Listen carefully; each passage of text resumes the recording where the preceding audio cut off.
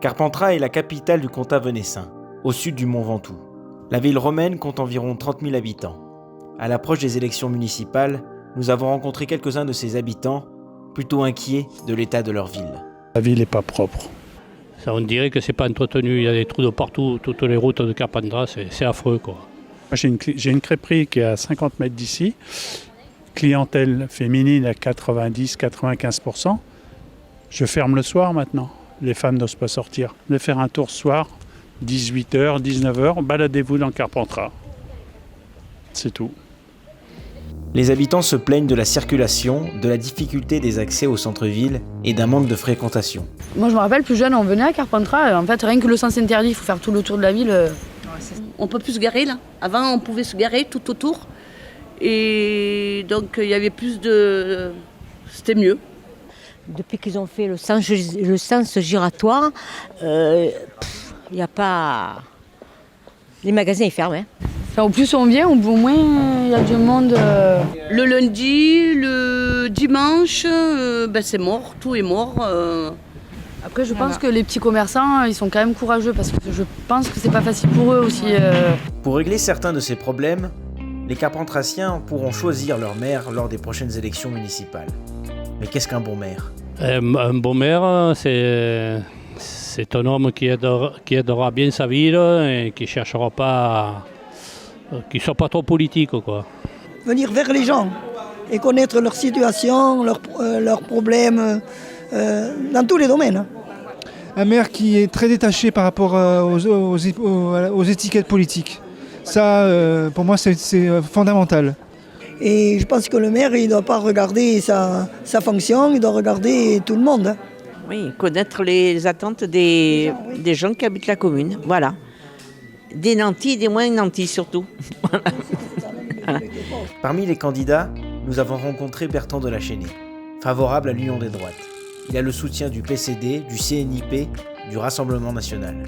Bertrand Delachesnais nous donne sa vision de la fonction du maire. Ce que je pense, c'est que les électeurs attendent qu'un candidat, à la fois les ait compris, reflète ce qu'ils ressentent, et ensuite puisse projeter dans un plan d'action, à court terme, 6 ans, qui leur permette d'imaginer que les choses vont changer. Avant que j'annonce ma candidature, j'ai rencontré beaucoup d'acteurs, publics, privés, et puis je me suis promené pour me faire ma propre idée et poser sur la table un constat. Aujourd'hui, tout le monde constate que la ville a une image qui est dégradée, voire totalement méconnue. J'ai posé 4 thèmes. L'ordre qui repose sur la sécurité, la propreté, l'embellissement. Le développement économique, en particulier des commerces, mais aussi des entreprises et du tourisme. Et puis ensuite la culture, qui ne doit pas seulement servir à attirer des touristes, parce qu'on a beaucoup de choses à montrer et ça peut aider au développement économique, mais aussi à renforcer la cohésion sociale de notre ville, justement pour lutter contre ces divisions.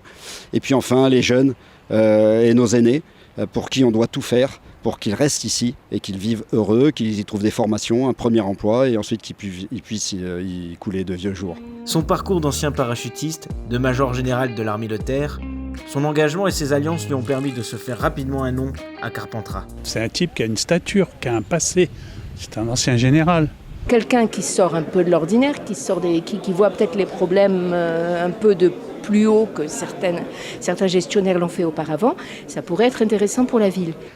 Toute personne qui a eu une expérience professionnelle a quelque chose à apporter aux autres, c'est évident. Ce que j'apporte, c'est à la fois mon expérience des autres, des jeunes en particulier, de la multitude des gens que j'ai pu côtoyer, mais aussi l'expérience de direction de l'armée de terre, du budget, et donc du contact avec des autorités pour les mettre autour de la table pour partager un projet. Des habitants, des sympathisants et quelques militants nous ont expliqué les raisons d'un possible succès du candidat. C'est un homme intègre, je pense.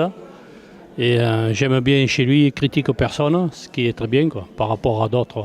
Je partage des valeurs essentielles que sont l'engagement, la famille.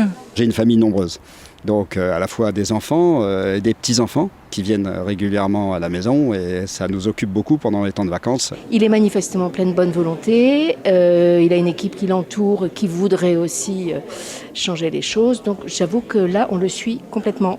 Et quand il nous parle de Carpentras, on voit qu'il aime Carpentras. Il a beaucoup de chance. Surtout qu'ils sont en train de se bouffer Entre celui qui est de gauche qui ne veut pas dire je suis de gauche, celui qui est de droite, je ne suis pas de droite.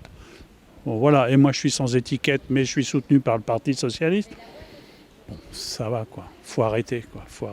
Le candidat Bertrand de la Chênaie peut imaginer un succès sur un territoire où historiquement, le Rassemblement national est en position de force. Lors des prochaines élections, les Carpentraciens devront faire un choix qui leur appartient, dans le secret de l'isoloir.